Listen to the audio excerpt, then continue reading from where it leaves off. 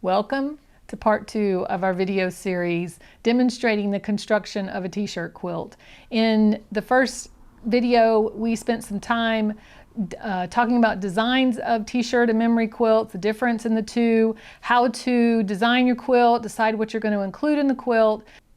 If you're interested in that process, check out the video in the description below for part 1 of this series. So now in part 2, we're going to talk about the backing, some of the options for a backing. We'll talk about batting, and then we will put it on the long arm and stitch an edge-to-edge design on the whole quilt. And then finally, for the last step of the quilt, we will put the binding on. So join me as we jump right into this process.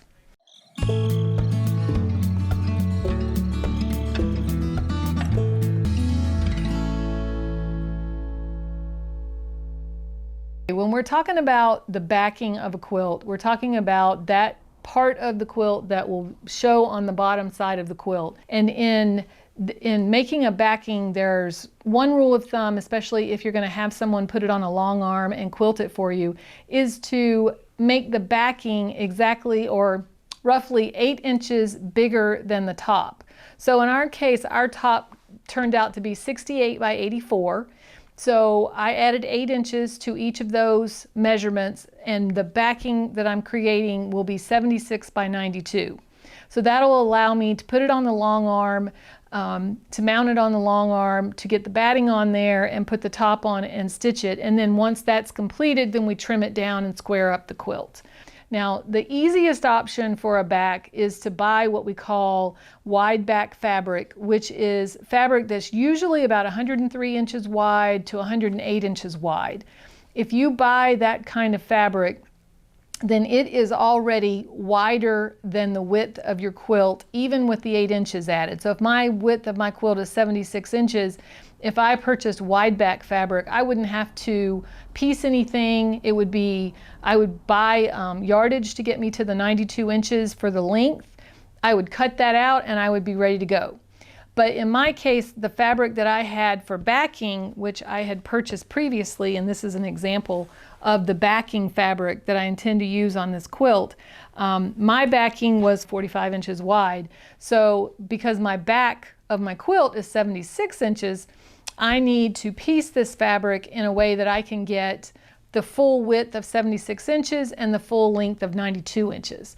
So we're going to talk about that a little bit. I've spent some time, I even did a colored demonstration of kind of how I mapped out what I'm doing on the back. I'll insert this so you can see it closer, and hopefully you can read my handwriting, because this is kind of my working document that I use when I'm doing a backing, a pieced backing. What I did is, and it was a creative process for me, so I kind of look at what I have left. If I've used elements in the top of the quilt and there was something that I didn't get to use on the front of the quilt, but I still want to include it in the quilt, then that is something I will consider putting into the back, since I'm going to be cutting this fabric and piecing it together in a way to get the dimensions that I need.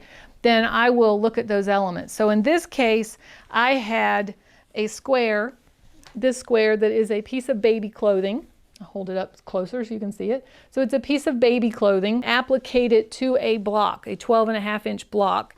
The garment was too long to fit on that, so I'd actually cut and made that shorter so that it would fit. So I had this block left over. I didn't use it on the front of the quilt, but I did want to include it. So I decided to use it as an opportunity to do two things. One is include it in the quilt so that it could be part of the memories that will go into this quilt, but also use it to embroider a label on it. So in this case, it's a 2020 quilt. I put my name on there. So I decided what I included in that and embroidered that directly to the quilt block, right through the applique baby item, directly on the block. So you can see here the interfacing where it's all the way through the block. And then I had quite a bit of the shirting material that I had used on the front to do all the sashings and borders, so I included that to make this block a little bit, give it a little more interest. So that was my inspiration. That's where I started. So that's how I ended up with this block here in the middle, but I wanted to do a little bit more with that and play with that a little bit more because I still had some more of the shirting that I had used on the front. So I added these rows that go up and above, and you'll notice that the block itself, the larger block in the middle, is not directly in the center of the quilt, and that's by design. So that is where I'm at this point. I have taken the design and mapped it out on some graph paper, and I'm sure there's many other easier ways to do it and computer programs and all that to do it, but this kind of works for me because I kind of build as I go along. But I sat down and decided, you know, how many of the 2.5 by 4.5 inch shirting material squares I would need. Did I have enough? And then I set about piecing some of that together. So I measured, you know, I knew I wanted this to be offset, so I measured, I knew this needed to be the 76 inches across, so I decided that I wanted it to be 20 inches and then the 20-inch block and then 36 inches, and that would give me my measurements. And then when I started mapping that out, that told me that I needed a piece here that would be 36.5 by 40.5. I needed a piece down here that would be 48.5 by 36. So you can see that piecing that in this way allowed me to take the 45-inch fabric and break it up and cut it up in a way that it would make the quilt that would end up being 76 by 92. So that was kind of my method to my madness. As far as the backing fabric goes, I'll keep this over here. As far as the backing fabric goes, I did put that in the washer and dryer so that it would be pre-shrunk, because all the elements in the top of the quilt have been washed and dried many times, so there won't be any shrinkage there. So I put the backing in.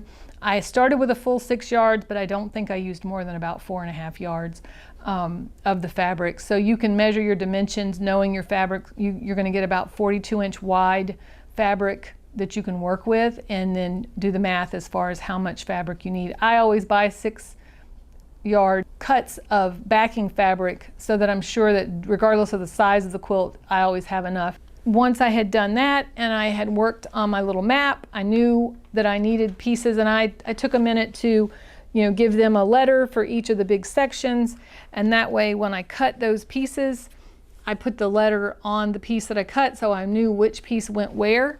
So I have all of the pieces cut out, and I'm ready to follow my map as far as how I'm going to piece these together.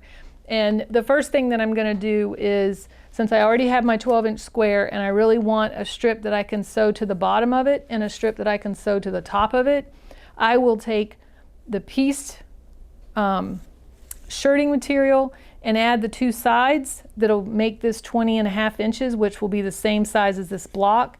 And I'll sew that to that, and that'll be the first piece of the construction. And then I will take this piece and sew it to this shirting strip that I did here, and I will sew that to this, and then that gets sewn to that third. So it'll be this third that'll be constructed together, this middle third that'll be constructed together, and then this other side, and then all those will go together, and that will complete the quilt. Then I will take the time to press it really well to make sure that I can put it on the long arm and that everything will be square, and it will work really well if I give it a good press with a steam iron and even use a bit of starch. That will assure that everything is structured well as I load it on the long arm. I'm excited to show you how this turns out. I'm excited to see this turn out for myself to make sure that it really is going to turn out well as I picture it in my head. So please stay with me. I will go to the sewing machine, piece these pieces together, and then come back and we can go over to the long arm and mount it on the long arm, and I'll show you a bit of the edge-to-edge stitching for that process, and then we will put the binding on it and finish this one up. Thank you.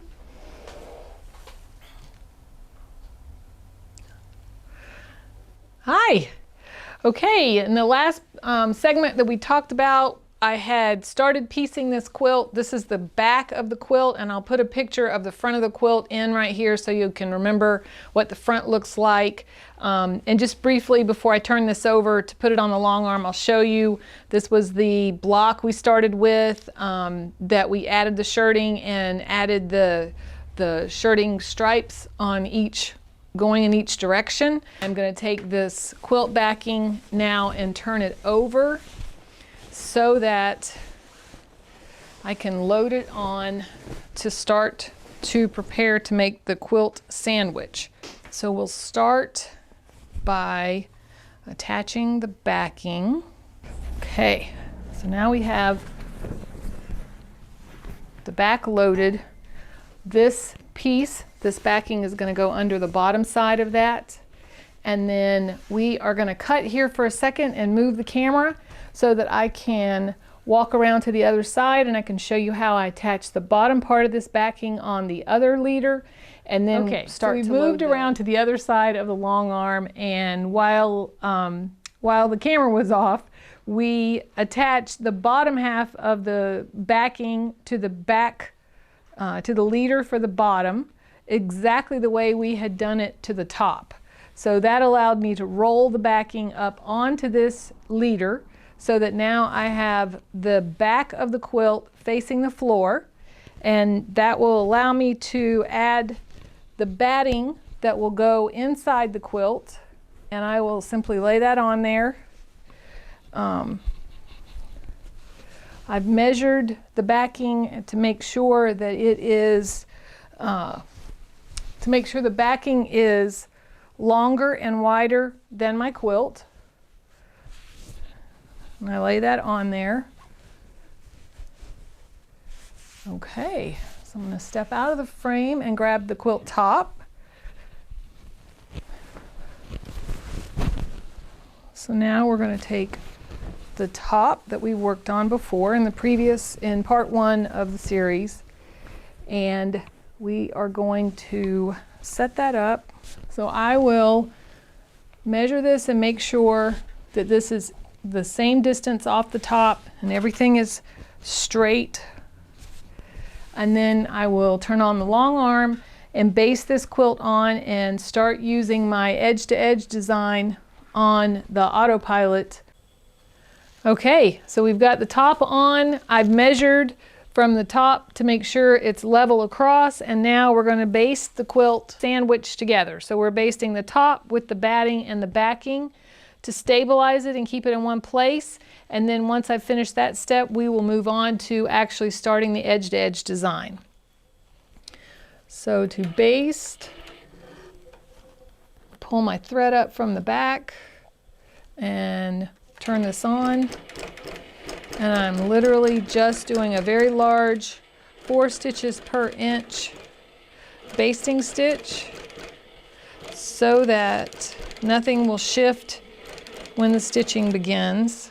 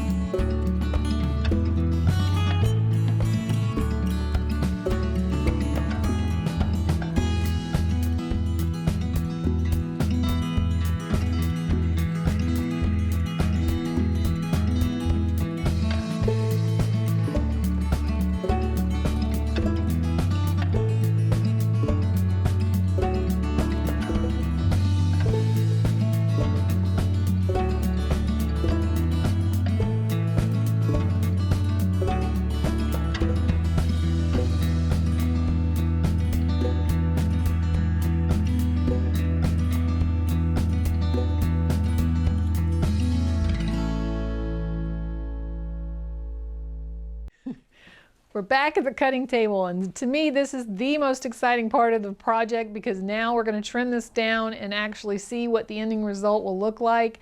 The only thing we haven't done is add binding. Once we get this trimmed, we'll really get a good view of what we've got.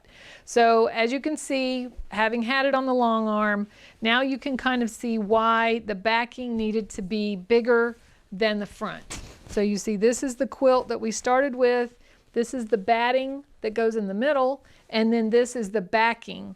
And here you can see a little swatch of fabric, and this was fabric that I had along the side, a scrap, so that I could check the tension of the long arm machine before I started sewing. So that'll get trimmed away and you won't see that. So the back of the quilt turned out really well, real happy with that. The piecing turned out really well. The borders, you'll notice that the borders that I took out to the sides, I didn't take all the way to the edge because I knew that when I started trimming this down, this would get trimmed, and I didn't want any of these squares to be partial squares. So this will get trimmed out here, so it'll be a full blocks all the way to the end. So let's get started cutting it out so we can see what this is going to look like. So I like to lay it out really straight on the table where it's not got any hanging or pulling. I want it to be as smooth and flat as possible. And what I use, and many people do this in many different ways, so this is just kind of my method. I have a 15-inch ruler, and the goal here is to trim off all the excess and to end up with a quilt that's squared up and trimmed. So I know that if I can make this work in the corners, I'll have 45-degree angles. And then I have a really long ruler that will let me know if I'm going to be straight along the edge. The first thing I do is to push this over to the corner. I'm looking at the edge of the quilt on these two sides. There's a little bit of unevenness there, but that's fine. We're going to trim that up. And then I butt this next ruler, which is very long, against the squared ruler, and that will allow me to straighten this out. And you want it to be as straight as possible. It's not going to be absolutely perfect. I try to get it as straight as humanly possible. So let's start with trimming this side and then going as far down this side as we can go. And then I will slide the whole quilt over. We're going to start at this end and we're going to start doing some trimming. I've laid this out. I feel pretty comfortable. I'm going to end up with a pretty even edge at this point. So rotary cutter, hopefully it's still sharp from all the work we've done. And we'll put this on here, being sure to hold your rulers really well. You want to make sure nothing slides at this point. I'm going to slide over here so I can get a cut in this direction. So if part of me is out of the screen for a moment, just hold on. So I'm holding the ruler and I'm cutting along this edge. Okay, so that is the first corner. So we're already starting to see what this will look like once we get the binding on it. So at this point, I will pull it down. And again, to me, this is like the exciting part because this is seeing the final result of all the work that you put in to get to this point. I'm going to put this ruler on the corner. I'm going to line this ruler up so that I know I'm still straight. I'm going to cut the corner and then join this up, and then that'll be the first half of the quilt. So we'll go down. I am going to come back and add a binding, and that's going to require that I sew a 1/4 inch seam allowance. So I really do want this to be as straight as possible. Okay, so that's the first half. So again, starting to see what the finished quilt will look like. You can see that even though I trimmed up some roughed edges, it really still leaves a pretty straight result overall.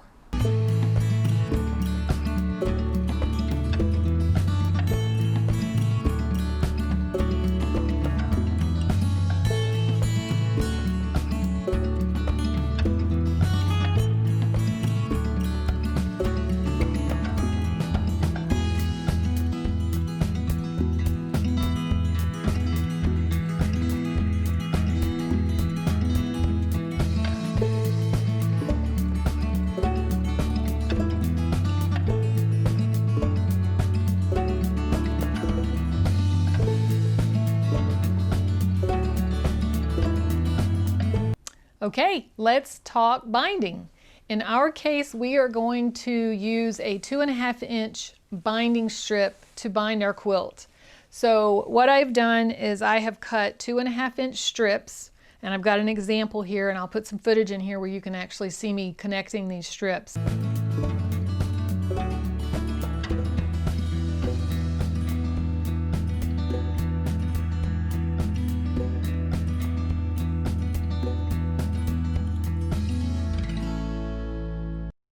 I've taken 2.5 inch strips, and you can see selvage to selvage, and I have laid them good sides together so that I could stitch this blue line. There is a stitch below this blue line you probably can't see, but I have stitched from one corner to the other corner on this piece to join these two 2.5 inch strips, because your strips need to be the sum of all 4 sides of your quilt. So the width, the length, the width, the length. So you add all 4 sides plus about 20 inches. So when you're done, your 2.5 inch strip needs to be that measurement, which is a relatively long strip. Then I come back to the cutting table and I lay my the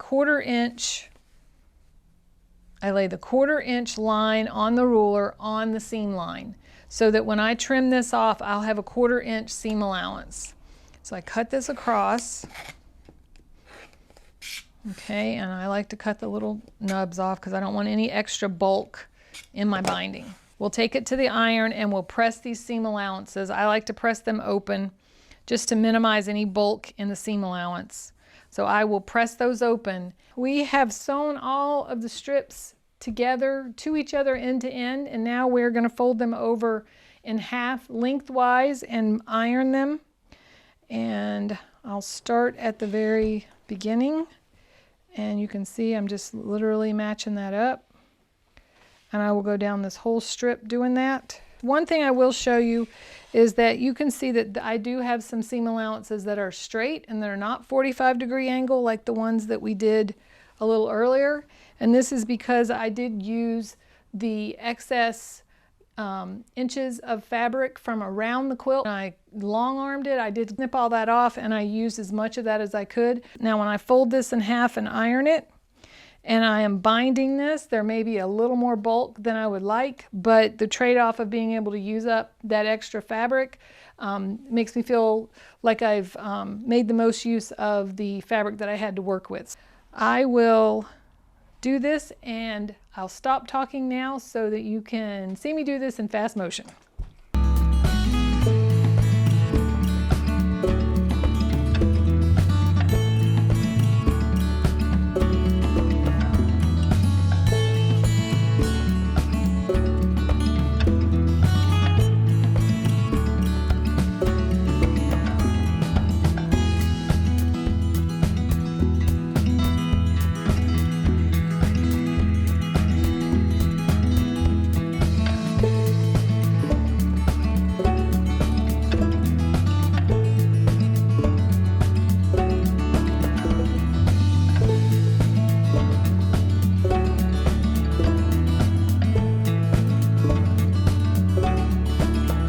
Okay, we have binding now that the next step will be to take the quilt itself to the sewing machine and to begin to apply this binding to the front. We will attach it, we will sew it to the front of the quilt using a 1/4 inch seam allowance and go all the way around the perimeter of the quilt. And then once that is done, that will get flipped over to the back side and stitched down, and that will be the final step on the quilt. And I'll show you how I put this binding on the machine. Let's start sewing the binding to the quilt. I want to start with about a 10-inch tail that I want to leave loose, and I want to start stitching about 10 inches down. And then also I have found the bottom side, the bottom edge of my quilt, and I've gone in about halfway across the bottom edge of the quilt, and that's where I want to start because that's where I want my binding to end up. So with our 10-inch tail, let's put this on the sewing machine.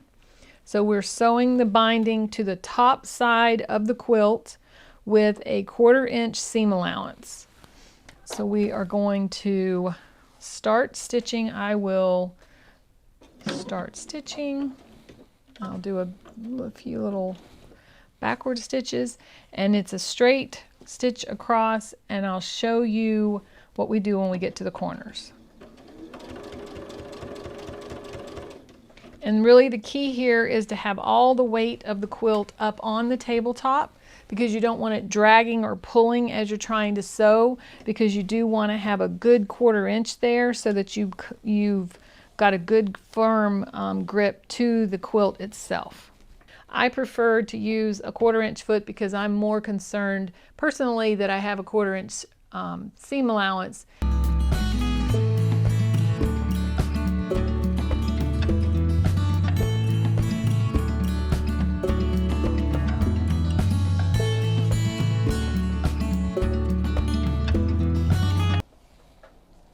Okay, now we're getting close to the corner, and the corner is something that took me a while to get used to. It's not a difficult thing to do, but it is something that you kind of have to build memory, muscle memory on how to do it, and once you've got it, you're good. So what I will do is I will stitch to within a 1/4 inch of the end of my quilt, and if you're not sure or don't feel And if you're not comfortable with a 1/4 inch seam allowance, you can definitely use a ruler and mark that 1/4 inch in so that you know exactly where you want to stop stitching. I can put a straight pin here, and I know that that is my 1/4 inch mark.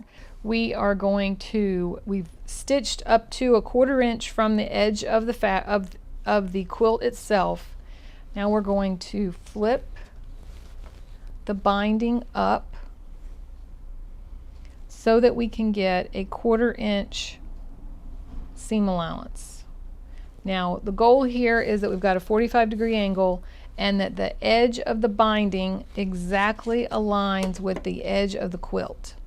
That's just a continuation, goes straight up the edge of the quilt. Okay, once we've got that, we keep our finger on this corner down here, and we bring this back down, keeping our finger on that, and we are laying that down so that now the folded edge is along the top part of this edge, and the binding is now going down the side, and now we're ready to put it back on the sewing machine, start sewing to go down the next side of the quilt. Okay, so we have folded that over.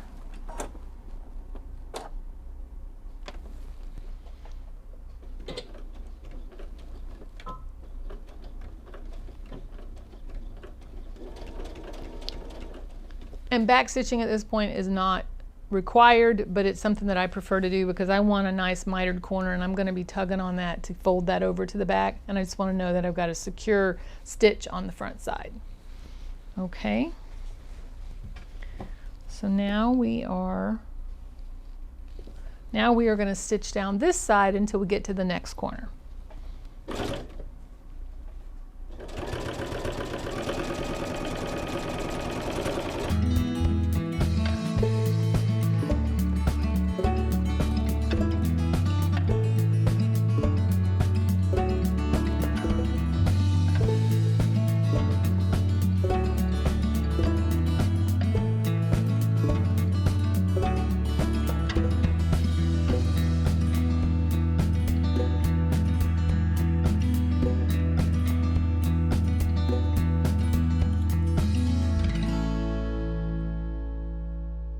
Now that the binding has been joined on all the way around the quilt, and we've left a space at the bottom in the middle of about 12 inches or so, now we're ready to join these two ends in a seamless way that you really won't even be able to tell where we did that at.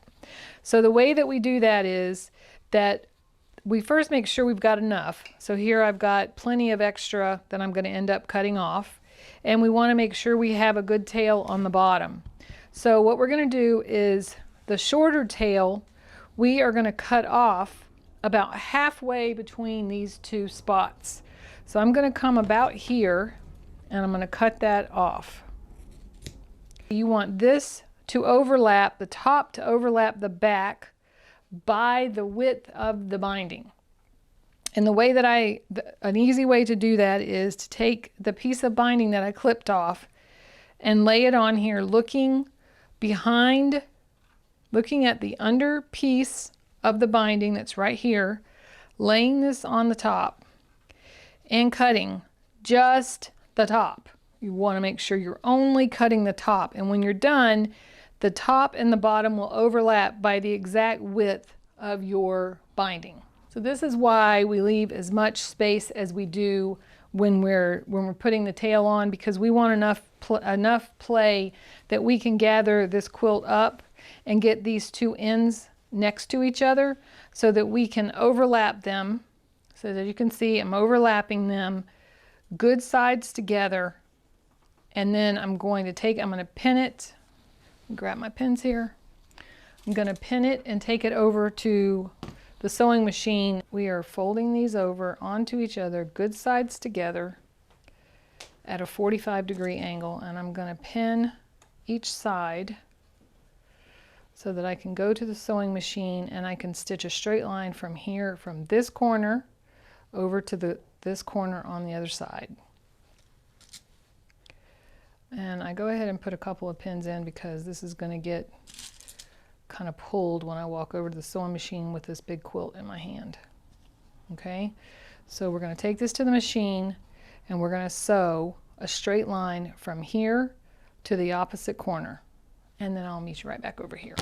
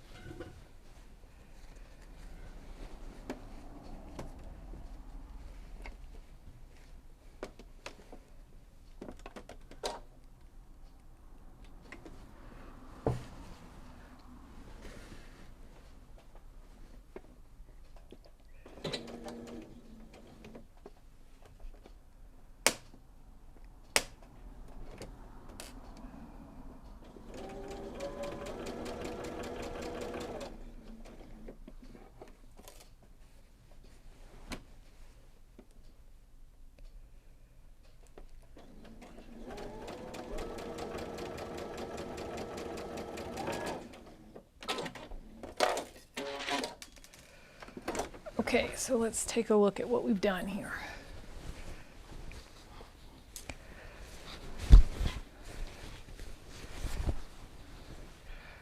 Okay, I'll take the pins out, and I always make sure that I did it the right way because many times I get those crooked.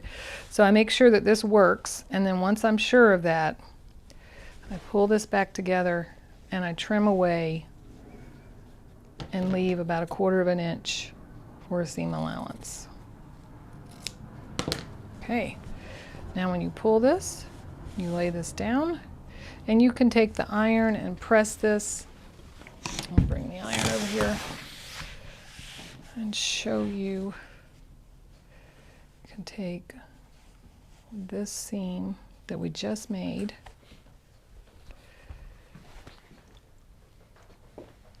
and press this. Okay. Now we're going to go back over to the sewing machine, and we're going to sew from where we stopped here all the way to where we started over here. We've sewn that across, so now everything is attached. There's no gap. There's no issue there. We're going to fold this down, and the very last part of what we're going to do is to stitch this binding down on the back side. We're on the home stretch. I'm stitching down the back of the binding for this particular quilt. I have a long arm business as well as a t-shirt quilt business. So I do commission t-shirt quilts and memory quilts. So if you have an interest in having that done, please reach out to me through the email address. If you like this video, please give it a thumbs up, subscribe to the channel, and hit the notification bell so you'll be notified as we upload new videos.